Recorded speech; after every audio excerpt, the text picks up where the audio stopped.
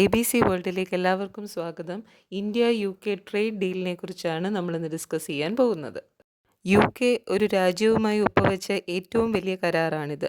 വാണിജ്യമന്ത്രി പീയൂഷ് ഗോയലും UKയുടെ business and trade secretary Jonathan റൊണാൾഡ്സും തമ്മിൽ ലണ്ടനിൽ പ്രധാനമന്ത്രി മോദിയും ബ്രിട്ടീഷ് വിദേശകാര്യമന്ത്രി കെയർ സ്റ്റാർമറും നടത്തിയ ഉഭയകക്ഷി ചർച്ചകൾക്ക് ശേഷമാണ് കരാറിൽ ഒപ്പുവെച്ചത്. ഈ കരാറ് പ്രകാരം 99% ഇന്ത്യൻ ഉൽപ്പന്നങ്ങൾക്കും നികുതിയില്ല. ഇന്ത്യൻ വസ്ത്രങ്ങൾക്ക് UKയിലുള്ള 8-12% ഇറക്കുമതി നികുതി നീക്കം ചെയ്യും. സ്വർണം, ഡയമണ്ട് ആഭരണങ്ങൾക്കും തുകൽ ഉൽപ്പന്നങ്ങൾക്കും UKയിൽ നികുതി ഉണ്ടാവില്ല. 6 ബ്രിട്ടീഷ് സർവകലാശാലകൾ ഇന്ത്യയിൽ ക്യാമ്പസ് തുറക്കും.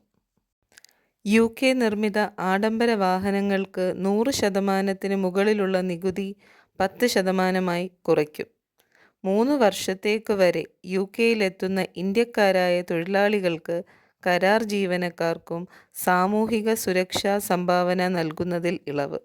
കരാറുകൾ ഏറ്റെടുക്കാൻ ബ്രിട്ടീഷ് കമ്പനികൾക്ക് അവസരം കൊടുക്കും.